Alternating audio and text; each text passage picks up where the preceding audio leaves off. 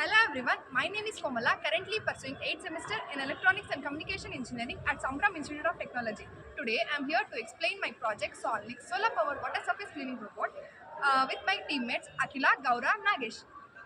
We have done this project under the guidance of Dr. Saundeshwari S, Associate Professor, Department of EC, SAIN. The main aim of our project is to collect the floating waste and debris, plastics from the water surface. You can see our rivers are polluted by plastics, algal blooms, and etc. Many things.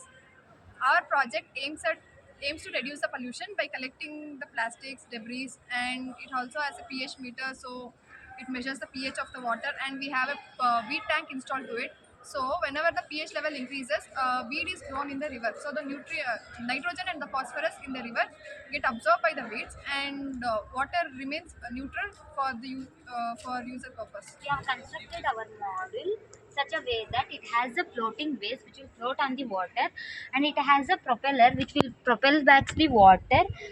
We have a travelator which will collect the waste from the water and stores in the bin. Once the bin is full, which will be emptied manually, we have a solar cell which will supply this energy to the lithium ion battery through TP4056 charging module. We have a switch to on and off the travelator. We have Bluetooth which will be used to navigate the robot, and we have L298N which is used to control the direction of the motor. DC motor is used to move the robot, and Arduino Uno is used as the hub to all the components, and which is basically a CPU of our main project. Thank you. We can use a model in small water bodies such as lakes, rivers, and ponds. We can also use ours by the rivers by the village side. Basically, the villagers wash their clothes by the riverside, which increases the basicity of the water, harming the aquatic beings and the aquatic plant life. When villagers fish in the river and consume the same fish, the chemicals are transported into their body, which will cause harm to their health.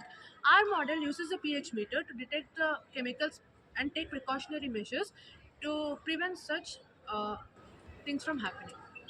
According to the literature survey we have done, we have found that the existing models are run by petrol and diesel, which again causes pollution. Our model is purely run by solar power, which is eco-friendly as it uses renewable energy. And also the novelty of our model is that we are using the pH meter.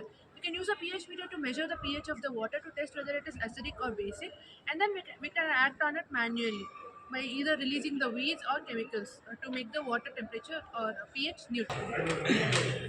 For the future implementation, we are planning to add a camera so it can detect the type of waste, making it easier for segregation.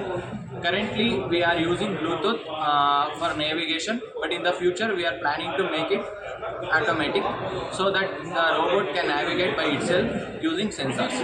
To conclude, our model is made in such a way that is environmentally friendly and economically as well, allowing the rural areas to utilize this efficiently. Finally, I would also like to add that our model has received the first position in the Industrial Research Open Day.